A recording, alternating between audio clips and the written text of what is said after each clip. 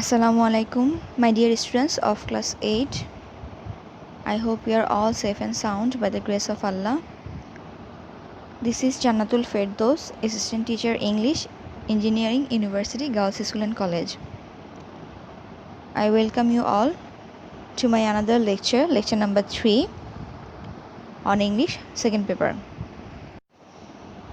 তোমরা জানো এর আগের লেকচারগুলোতে আমরা কিভাবে সাফিক্স যোগ করে অর্থাৎ কিছু ওয়ার্ড যোগ করে নিউ ওয়ার্ড গঠন করি ভার্ব থেকে নাউন, এবং লাস্ট ক্লাসে আমরা ভার্ব থেকে কীভাবে অ্যাডজেক্টিভ করতে হয় এবল যোগ করে ভার্বের শেষে অনেক সময় ই উঠে গিয়ে বা এর সাথে এবল যোগ করে অ্যাডজেক্টিভ মেক করতে হয়, আমরা সেটা দেখেছিলাম। ইডি যোগ করেও আমরা ভার্ব থেকে অ্যাডজেক্টিভ করতে পারি। দেন আমরা এখানে তিনটি হোমওয়ার্ক সলভ করেছিলাম। আর আজকের নতুন লেকচারটিতে আরও কিছু সাফিক্স সম্পর্কে আলোচনা করে আমরা কিছু এক্সারসাইজ প্র্যাকটিস করব। যেমন শুধু ডি যোগ করেও আমরা কি করতে পারি, ভার্ব থেকে অ্যাডজেক্টিভ করতে পারি। এখানে তোমরা যে ওয়ার্ডগুলো দেখতে পাচ্ছ, prepare, retire, devote, pollute, compose, isolate, experience, এদের সাথে সরাসরি ডি অ্যাড করে দিতে পারি। Prepared, retired, devoted, polluted, composed, isolated, experienced, এভাবে অ্যাডজেক্টিভ তৈরি করা যায়। আবার কিছু কিছু ভার্বের শেষে তোমরা এটিই পাবে। সেই এটিই অর্থাৎ লাস্টে এই তিনটি ওয়ার্ড বাদ দিয়ে আইভিই অ্যাড করে আমরা অ্যাডজেক্টিভ তৈরি করতে পারি। যেমন এখানে এক্সাম্পল স্বরূপ আমি লিখেছি, উদাহরণস্বরূপ লিখেছি ন্যারেট, ক্রিয়েট, ইরিটেট, কোঅপারেট। প্রত্যেকটি ওয়ার্ডের শেষে এটিই ছিল, তো এদেরকে অ্যাডজেক্টিভ করতে গিয়ে আমরা ন্যারেটিভ করেছি, ক্রিয়েট থেকে ক্রিয়েটিভ, ইরিটেটিভ, কোঅপারেটিভ। আবার তোমরা যদি মনে করতে পারো, এর আগের লেকচারগুলোতে আমরা দেখেছিলাম এটিই বাদ দিয়ে আমরা আইওএন লিখেছিলাম। তো যেমন ন্যারেট থেকে ন্যারেশন হয়ে গিয়েছিল, তো সেটা ছিল নাউন। তো আসলে এইটাই হচ্ছে ব্যাপার। কিছু কিছু ক্ষেত্রে নাউন তৈরি করতে গেলে, ভার্ব থেকে নাউন তৈরি করতে গেলে তোমরা টিআইওএন অর্থাৎ আইওএন এই অ্যাডগুলো অ্যাড করতে পারো, সাফিক্সগুলো তোমরা যোগ করে দিতে পারো, তো সেখানে নাউন হয়ে যাবে। আবার যখন আমরা এটিই বাদ দিয়ে আইভিই অ্যাড করব, তখন সেটা অ্যাডজেক্টিভ হয়ে যাবে। তার মানে আইভিই এই ওয়ার্ডগুলো দেখলে তোমরা সেটি বুঝতে পারবে যে এরা হচ্ছে অ্যাডজেক্টিভ ওয়ার্ড। আর যখন টিআইওএন দেখবে, শন অথবা এসআইওএন দেখবে, তখন সেগুলো হবে নাউন। যেমন ক্রিয়েট থেকে দুটো নাউন আমরা পাই, আসলে ক্রিয়েটরও পাই এবং ক্রিয়েশনও পাই। আর এখান থেকে ক্রিয়েটিভ যখন হয় সেটা আবার অ্যাডজেক্টিভ হয়ে যায়। দেন আবার শুধু আইভিই যোগ করে, অর্থাৎ এটি না, শুধু আইভিই যোগ করে আমরা অ্যাডজেক্টিভ মেক করতে পারি। স্পোর্ট থেকে হয় স্পোর্টিভ, রেসপেক্ট থেকে হয় রেসপেক্টিভ, অবস্ট্রাক্ট থেকে হয় অবস্ট্রাকটিভ, রিফ্লেক্ট থেকে রিফ্লেকটিভ। তো এইভাবে তোমরা ভার্ব থেকে অ্যাডজেক্টিভ করতে পারো। অনেক সময় এফইউএল, ফুল অ্যাড করে অ্যাডজেক্টিভ হয় ওয়ার্ডের শেষে। যেমন বিউটি থেকে আমরা বিউটিফুল লিখি, প্ল্যান্টি থেকে লিখি প্ল্যান্টিফুল। দেন লেস দেখে LESS, লেস লিখেও আমরা অ্যাডজেক্টিভ মেক করতে পারি। যেমন ফিয়ার থেকে হয় ফিয়ারলেস। তো এমন করে এই তোমরা লাস্টের ওয়ার্ডগুলো অবশ্যই মাথায় রাখবে। আইভি দেখলে অথবা লেস দেখলে, ফুল দেখলে সেগুলো হয় অ্যাডজেক্টিভ। দেন আবার টিআইওএন, এসআইওএন হলে হয় নাউন। এখানে আমি কিছু রুট ওয়ার্ড লিখেছি, রুট ওয়ার্ড থেকে কীভাবে ভার্ব করা যায়। অর্থাৎ এটা তোমার বেজ ওয়ার্ডগুলো দেওয়া আছে, এখান থেকে তুমি ভার্ব মেক করবে। কীভাবে ভার্ব মেক করবে, যেমন ডিপ হচ্ছে অ্যাডজেক্টিভ, এর সাথে তুমি ইএন অ্যাড করলেই সেটি ডিপেন্ড হয়ে যায়, ভার্ব হয়ে যায়। তেমনিভাবে ফ্রাইট, ভীত, এটিও অ্যাডজেক্টিভ, এখানে ইয়ান যোগ করলে সেটাকে তুমি ভার্ব করতে পারো, ফ্রাইটেন। দেন এখানে আছে লেন্থ হচ্ছে দৈর্ঘ্য, এটা হচ্ছে নাউন। আর এই নাউন থেকে লেনদেন লিখলে সেটি ভার্ব হয়ে যায়। তো এমন করে FY অ্যাড করে আমরা ভার্ব করতে পারি, ISE অ্যাড করে ভার্ব করতে পারি। যেমন বিউটি, এটি হচ্ছে নাউন।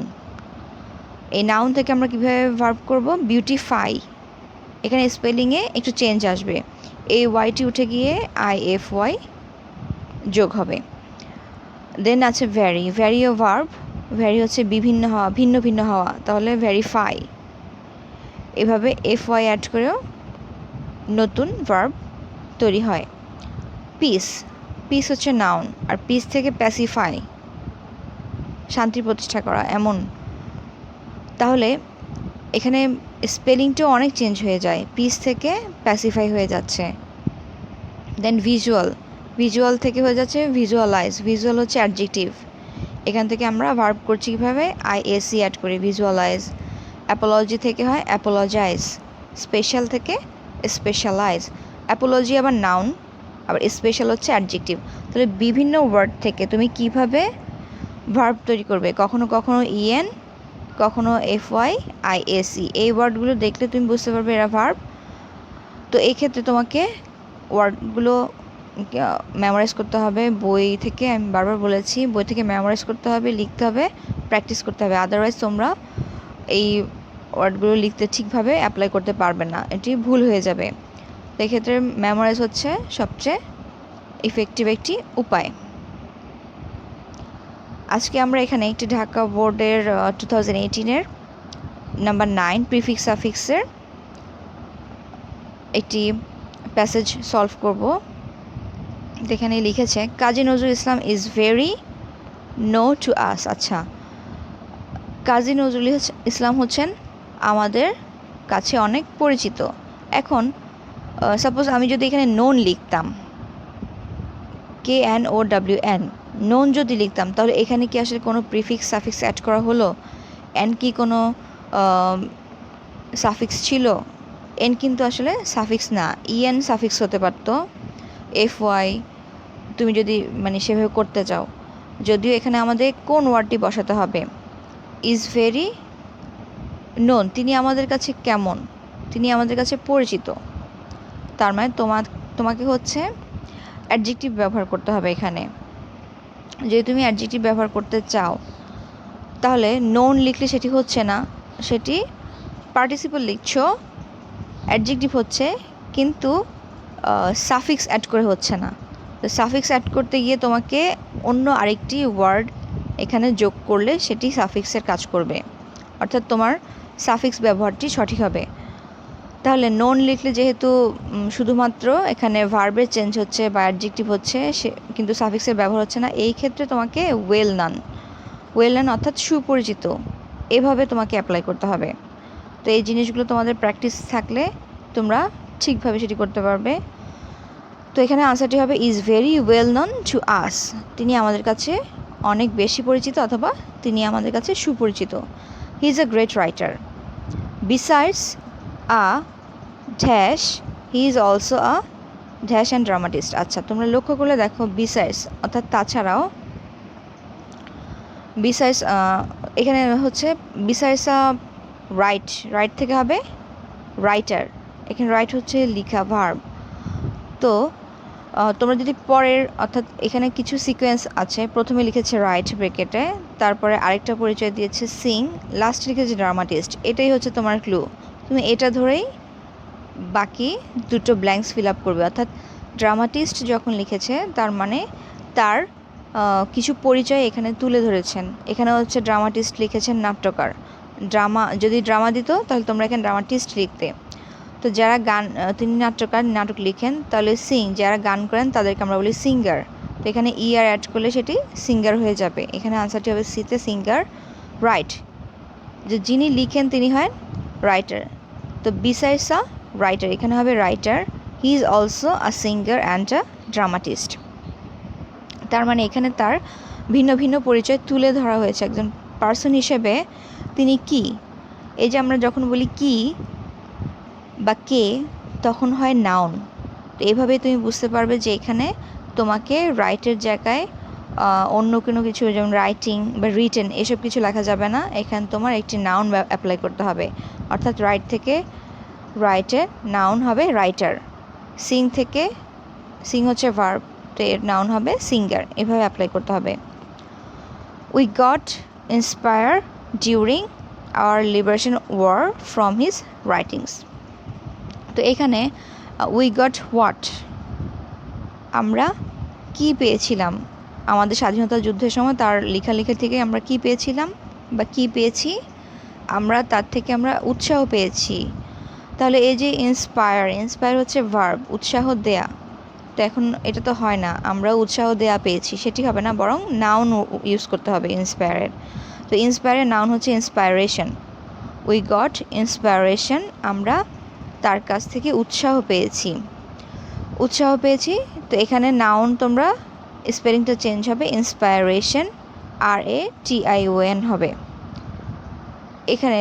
তো এইভাবে তোমাদেরকে বুঝে নিতে হবে যে কোন ওয়ার্ডটি তোমাদের, অর্থাৎ পার্টস অফ স্পিচ, এটা কি নাউন হবে, ভার্ব হবে, অ্যাডজেক্টিভ হবে, নাকি অন্য কোনো কিছু হবে, সেটা ঠিকভাবে বুঝে নিতে হবে। হিজ ড্যাশ, এখানে কন্ট্রিবিউট লিখেছে verb, to Bengali literature has made him dash, এখানে লিখেছে মর্টাল। আচ্ছা, প্রথমে এখানে আসি, হিজ তার কোনো কিছু। আমরা জানি হিজ হচ্ছে প্রোনোমিনাল অ্যাডজেক্টিভ, এর আগের লেকচারে আমি একবার বলেছিলাম। হিজ এসেছে হি থেকে, হি হচ্ছে প্রোনাউন, আর প্রোনাউন থেকে হিজ, অর্থাৎ আই থেকে যদি হয় মি অথবা হয় মাই, আই থেকে যদি হয় মাই, উই থেকে যদি হয় আওয়ার, হি থেকে হিজ, শি থেকে হার, এইগুলোকে বলা হয় প্রোনোমিনাল অ্যাডজেক্টিভ। প্রোনাউন থেকে আসে তাই এদের নাম হয়েছে প্রোনোমিনাল। তো প্রোনোমিনাল অ্যাডজেক্টিভ, আমরা জানি অ্যাডজেক্টিভ আর নাউন হচ্ছে পাশাপাশি থাকে। তো সেক্ষেত্রে এটি যদি অ্যাডজেক্টিভ হয় তাহলে তার পরের ওয়ার্ডটি অবশ্যই নাউন হবে। তো এখানে কন্ট্রিবিউট থেকে হবে কন্ট্রিবিউশন, ভার্ব ছিল, তো আমাদেরকে নাউন মেক করতে হলে আমরা জানি কন্ট্রিবিউট থেকে হয় কন্ট্রিবিউশন, অর্থাৎ অবদান, আর এখানে ছিল অবদান রাখা। তো his contribution to Bengali literature has made him mortal. আচ্ছা, মর্টাল মানে হচ্ছে মরণশীল, অর্থাৎ মৃত্যু ঘটে এমন। তো এরকম অবস্থা, এখন মর্টাল যদি আমি লিখি তাহলে আমরা জানি যে তার অবদান কিন্তু তাকে অমর করেছে, মরণশীল করেনি।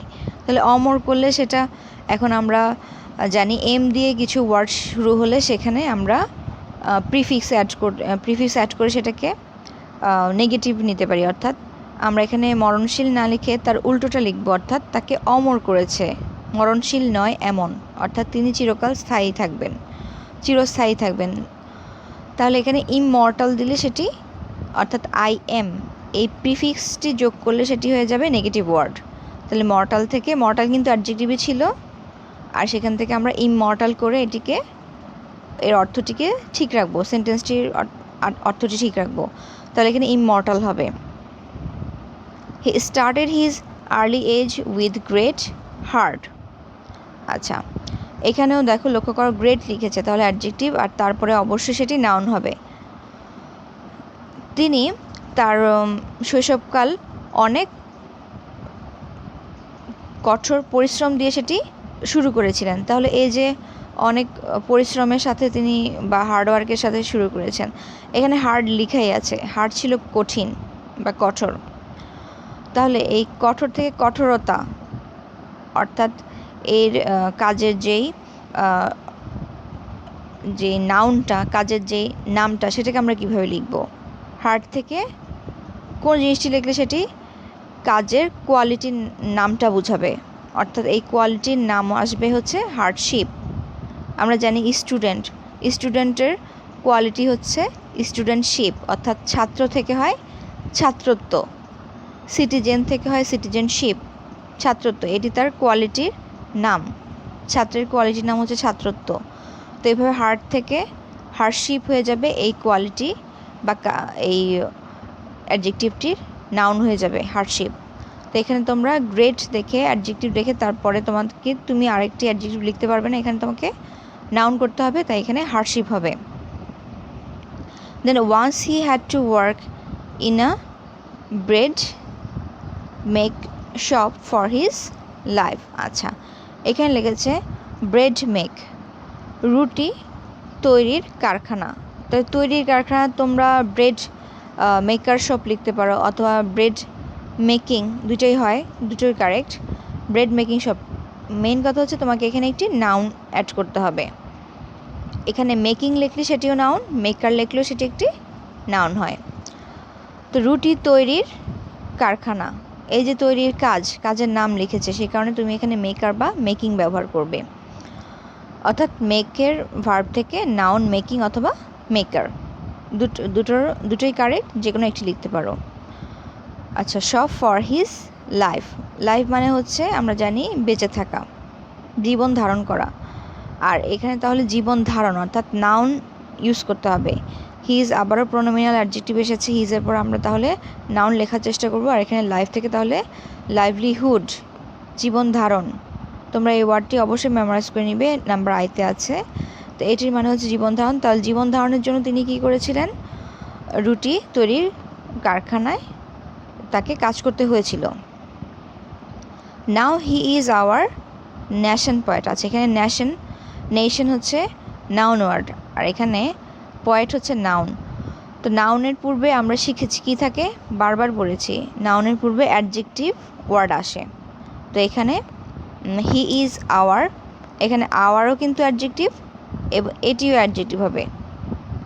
তাহলে যদি এই পয়েটের আগে অর্থাৎ নাউনের আগে আমরা অ্যাডজেক্টিভ ইউজ করি, তাহলে নেশন অর্থাৎ নাউন থেকে অ্যাডজেক্টিভ হবে ন্যাশনাল হয়ে গেলে সেটি অ্যাডজেক্টিভ হবে বা পারফেক্ট হবে। তাহলে আমরা NAL অর্থাৎ AL সাফিক্সটি অ্যাড করে আমরা কি করছি, এটিকে অ্যাডজেক্টিভ করে ফেলছি।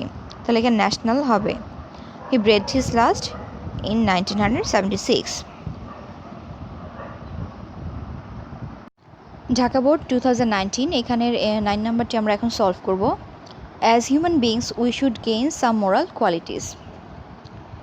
মানুষ হিসেবে আমাদেরকে কিছু নৈতিক গুণাবলী অর্জন করতে হয় বা করা উচিত। In fact moral is one of the great virtues. তো আমরা জানি ভার্চুস হচ্ছে নাউন, আর তার পূর্বে আমরা কি লিখব, অ্যাডজেক্টিভ। এখানে তোমাদের গ্রেট অ্যাডজেক্টিভ দেয়াই আছে। তো গ্রেট অ্যাডজেক্টিভ দেওয়া থাকলে তোমাদের কি করলে সেটিকে আসলে প্রিফিক্স বা সাফিক্স কোন ওয়ার্ডগুলো যোগ করে সেটিকে তুমি আরেকটি মানে অর্থাৎ কারেক্ট ওয়ার্ডটি তুমি ব্যবহার করতে পারো। আমরা জানি ওয়ান অফ দ্য লিখলে আমরা সবসময় সুপারলেটিভ ডিগ্রি ব্যবহার করি, অর্থাৎ অ্যাডজেক্টিভের সুপারলেটিভ ফর্মটি ব্যবহার করি। তাহলে গ্রেট হচ্ছে positive form, great, greater, greatest, positive, comparative আর সুপারলেটিভ। তাহলে সুপারলেটিভ ফর্মটি হবে গ্রেটেস্ট। এখানে আমরা one of the greatest virtues লিখব, তাহলে এটি সঠিকভাবে অ্যাপ্লাই হবে। আর প্রথমটির কথা বললে এখানে এ নাম্বারে হচ্ছে তোমরা লক্ষ্য করো ব্ল্যাঙ্কসের পরের হয়েছে বি ভার্ব দেওয়া, অর্থাৎ সাবজেক্ট তারপর ভার্ব তারপর অবজেক্ট অথবা কমপ্লিমেন্ট থাকে। আমরা জানি একটি সেন্টেন্সের স্ট্রাকচার এভাবে গঠিত হয়। তো সেক্ষেত্রে সাবজেক্ট হিসেবে আমরা জানি নাউন অথবা প্রোনাউন ব্যবহার করা হয়। তো নাউন ব্যবহার করলে মোরাল ছিল অ্যাডজেক্টিভ, এর নাউন হবে মোরালিটি। তো এখানে আনসারটি হবে মোরালিটি। তোমরা এটি মেমোরাইজ করে ফেলবে। মোরালিটি হবে নাউন। দেন হবে C, moral hampers all develop works of a country. আচ্ছা, এখানে বলেছে যদি আমরা এখানে মোরাল, আচ্ছা সাবজেক্ট আছে, তারপর হ্যাম্পার্স হচ্ছে মেইন ভার্ব, বাধাবিঘ্ন সৃষ্টি করে অথবা ক্ষতি করে, বাধা দেয়। তো এখন আমি যদি লিখি মোরাল তো হবেই না, হতে পারে মোরালিটি, কারণ তোমাকে এখানে নাউন আনতে হবে, সাবজেক্ট হিসেবে নাউন বসবে। তাহলে সেটা যদি হয় এখানে মোরাল থেকে হয়ে যাবে মোরালিটি যদি লিখি morality hampers all develop works. আচ্ছা, আমরা জানি উন্নয়নমূলক কর্মকাণ্ড হচ্ছে ডেভেলপমেন্ট ওয়ার্কস। এখানে তোমরা বলতে পারো যে নাউনের পূর্বে কেন অ্যাডজেক্টিভ বসলো না, সাধারণত সেটি তো হয় ডেভেলপড ওয়ার্কস হওয়ার কথা, কিন্তু এখানে আসে তা না, এটি পুরোটা কাজের নামই হচ্ছে নাউন। অর্থাৎ কি কাজ, একটি দেশের কোন ধরনের কাজ বা কি কাজগুলো, এই কি কাজ বোঝাতে আমরা এখানে পুরোটাকেই নাউন করব। যদি ডেভেলপড ওয়ার্কস হতো তাহলে হচ্ছে এটি আসলে ওয়ার্কসটাকে কাজগুলোকে কি করে অ্যাডজেক্টিভ করে, অর্থাৎ কাজের কোয়ালিটি বর্ণনা করছে, কিন্তু আমরা এখানে কাজের কোয়ালিটি না বরং কাজটার নামই ব্যবহার করব। তাই এখানে ডেভেলপড না লিখে আমরা ডেভেলপমেন্ট ওয়ার্কস লিখব। তাহলে hampers all development works of a country. তো এখানে যখন আমরা অল ডেভেলপমেন্ট ওয়ার্কস লিখব, এখন লক্ষ্য করো লিখেছে মোরালিটি অর্থাৎ নৈতিকতা একটি দেশের উন্নয়নমূলক কাজে বাধা সৃষ্টি করে, কিন্তু এটি আসলে সম্পূর্ণ ভুল। কারণ নৈতিকতা না বরং অনৈতিক কর্মকাণ্ড কী করে, একটি দেশের উন্নয়নে বাধা সৃষ্টি করে। তাহলে এখানে আমরা মোরালিটি না লিখে ইমোরালিটি লিখব। অর্থাৎ আমাদেরকে এখানে প্রিফিক্স ইম যোগ করলে সেটিকে নেগেটিভ আমরা নিয়ে যেতে পারবো। আমরা জানি অনেক সময় এম দিয়ে যে ওয়ার্ডগুলো শুরু হয় অ্যাডজেক্টিভ হোক, তো সেই ক্ষেত্রে আমরা কি করি ইম দিয়ে সেটাকে নেগেটিভ নিয়ে যাই। মোরাল থেকে হয় ইমোরাল, মোরালিটি হবে ইমোরালিটি।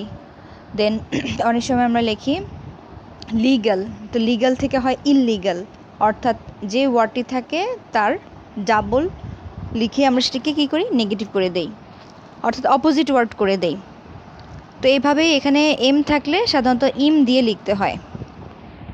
তবে সব ওয়ার্ডের ক্ষেত্রে না, কিছু কিছু ওয়ার্ডের ক্ষেত্রে এটা তোমরা অবশ্যই বই বের করে প্রিফিক্স সাফিক্সের চ্যাপ্টারে তোমরা সেটা খুঁজে পাবে। এগুলি প্র্যাকটিস করতেই হবে তোমাদেরকে। তো এখানে immorality hampers all the development works of a country, so morality should be practice since one's boy.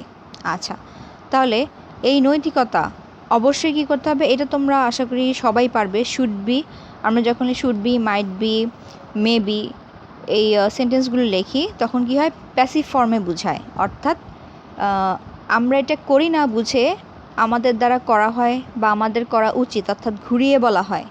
Active sentence না বলে সেটাকে আমরা প্যাসিভে বলি। তাহলে মোরালিটি শুড বি প্র্যাকটিসড, তাহলে এই মোরালিটি অর্থাৎ নৈতিকতা কার মাধ্যমে বা কাদের আসলে প্র্যাকটিস করা উচিত, আমাদের করা উচিত। তার মানে আমাদের দিয়েই নৈতিকতার চর্চা হবে। তো এই যে আমরা নৈতিকতার চর্চা করব, হ্যাঁ, এটা না বলে এখানে ঘুরিয়ে বলা হয়েছে, সাবজেক্ট এখানে নিয়ে আসা হচ্ছে মোরালিটিকে। এই কাজটি আমাদের দ্বারা করা উচিত হবে। তো এইটি বলতে গেলে আমরা তখন শুড বি লিখে আমরা জানি V3 ফর্ম লিখি মেইন ভার্বের, তাহলে প্র্যাকটিস ছিল, আমরা এখানে প্র্যাকটিসড লিখব, অর্থাৎ এর পর ডি যুক্ত করব।